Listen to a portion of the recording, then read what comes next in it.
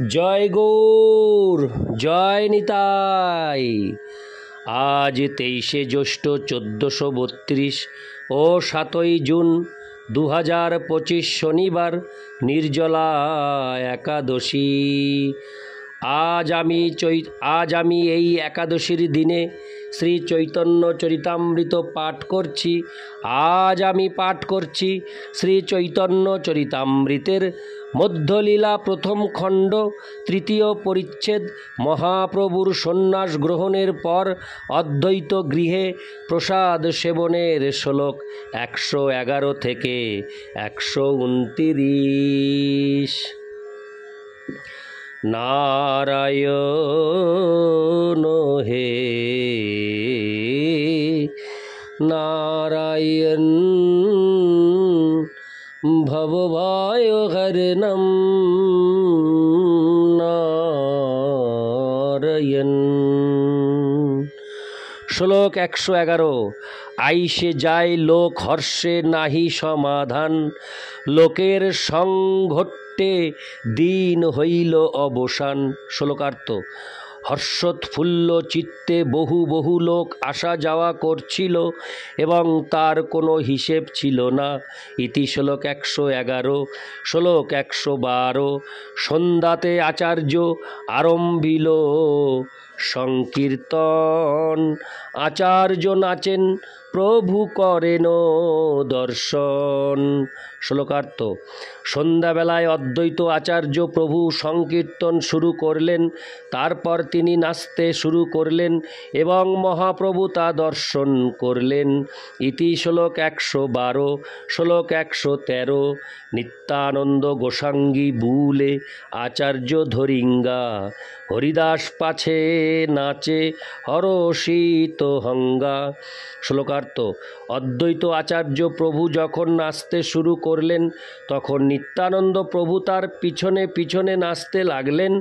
অত্যন্ত আনন্দিত হয়ে হরিদাস ঠাকুরও তার পিছনে নাচতে শুরু করলেন। ইতি শ্লোক 113। শ্লোক 114। কি কহিব রে সখী, আজুক আনন্দ ওর, চিরদিনে মাধব মন্দিরে মোর। শ্লোকার্থ: অদ্বৈত আচার্য প্রভু গাইলেন, হে সখী, আমি কি বলবো, আজ আমি সব চাইতে গভীর অপ্রাকৃত আনন্দ অনুভব করলাম। বহুদিন পর কৃষ্ণ আজ আমার ঘরে এসেছে। তাৎপর্য: এটি বিদ্যাপতির রচিত একটি গান। কখনো কখনো ভ্রান্তিবশত কেউ কেউ মনে করে যে মাধব বলতে এখানে মাধবেন্দ্র পুরীকে বোঝানো হয়েছে। অদ্বৈত আচার্য প্রভু ছিলেন মাধবেন্দ্র পুরীর শিষ্য এবং তাই কিছু লোক মনে করে যে মাধব বলতে এখানে তিনি মাধবেন্দ্র পুরীকে বুঝিয়েছেন। কিন্তু প্রকৃতপক্ষে সেই ধারণাটি ভুল। মাথুর বিরহের পর শ্রীকৃষ্ণের প্রতি শ্রীমতী রাধা রানীর মনোভাব ব্যক্ত করে বিদ্যাপতি এই গানটি রচনা করেছেন। কি কহি, হরে কৃষ্ণ, কি কহব রে সখী, আজুক আনন্দ ওর, চিরদিন মাধব মন্দিরে মোর। পাপ সুধাকর যত দুঃখ দেল, পিয়া মুখ দর্শনে তত সুখ ভেল। আচর ভরিয়া যদি মহানিধি পাই, তব হাম পিয়া দূর দেশে না পাঠাই। শীতের ওড়নি পিয়া গিরিশির বা, বরিশার ছত্র পিয়া দরিয়ার না। ভনয়ে বিদ্যাপতি শুনবর নারী, সুজনক দুঃখ দিবস 2-4।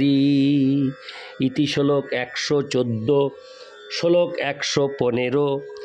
এই পদ গাওয়াইয়া হর্ষে করেন নর্তন, শ্বেদ কম্প পুলকাশ্রু হুঙ্কার গর্জন।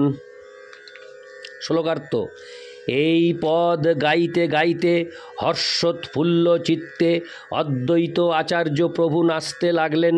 তখন তার শ্রীঅঙ্গে স্বেদ, কম্প, পুলক, অশ্রু আদি সাত্ত্বিক বিকারগুলি দেখা দিল এবং কখনো কখনো ভাবন্মত্ত হয়ে তিনি হুঙ্কার গর্জন করতে লাগলেন। ইতি শ্লোক 115, শ্লোক 116। ফিরি ফিরি কভু প্রভুর ধরেন চরণ, চরণে ধরিয়া প্রভুরে বলেন বচন। শ্লোকার্থ। নাচতে নাচতে কখনো কখনো অদ্বৈত আচার্য প্রভু শ্রী চৈতন্য মহাপ্রভুর শ্রীপাদপদ্ম জড়িয়ে ধরতে লাগলেন এবং মহাপ্রভুর চরণ ধরে তিনি তার উদ্দেশ্যে নিম্নলিখিত উক্তি করলেন। ইতি শ্লোক 116, শ্লোক 117। অনেক দিন তুমি মোরে বেড়াইলা ভান্ডিয়া।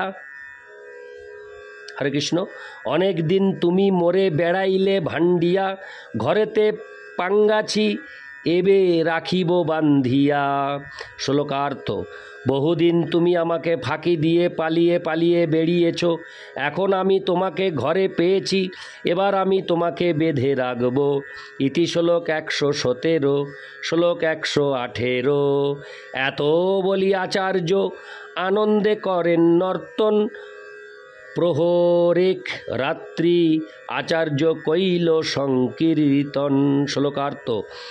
এই বলে অদ্বৈত আচার্য প্রভু সেই রাত্রে প্রায় 3 ঘন্টা ধরে সংকীর্তন করলেন এবং সারাক্ষণ আনন্দে উদ্বেল হয়ে, হরে কৃষ্ণ, উদ্বেল হয়ে নৃত্য করলেন। ইতি শ্লোক 118, শ্লোক 119। প্রেমের উৎকণ্ঠা প্রভুর নাহি কৃষ্ণ সঙ্গ, বিরহে বাড়িল প্রেম জ্বালারও তরঙ্গ। শ্লোকার্থ।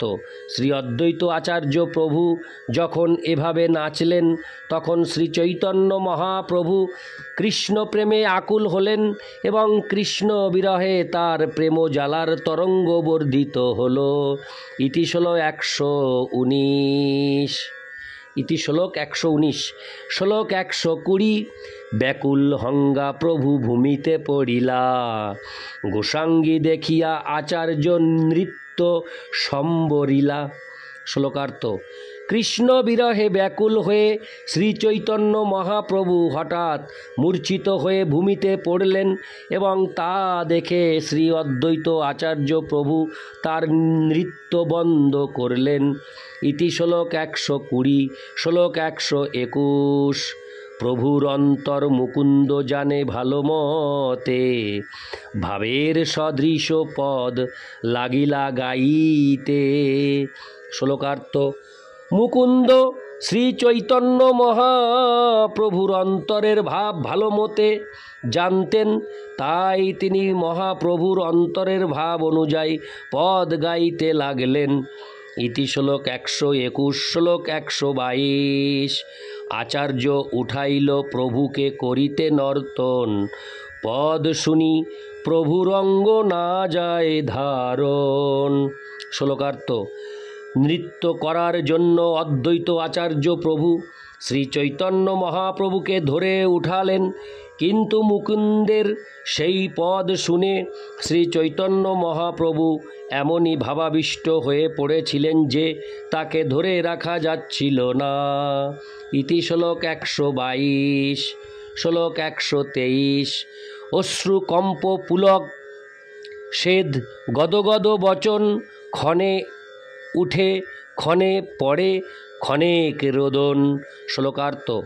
তার 2 চোখ বেয়ে অশ্রুধারা ঝরে পড়ছিল, সারা অঙ্গ কম্পিত হচ্ছিল, সারা দেহ রোমাঞ্চিত হয়েছিল, শ্বেদবিন্দু ঝরে পড়ছিল এবং তার কণ্ঠ রুদ্ধ হয়ে যাচ্ছিল।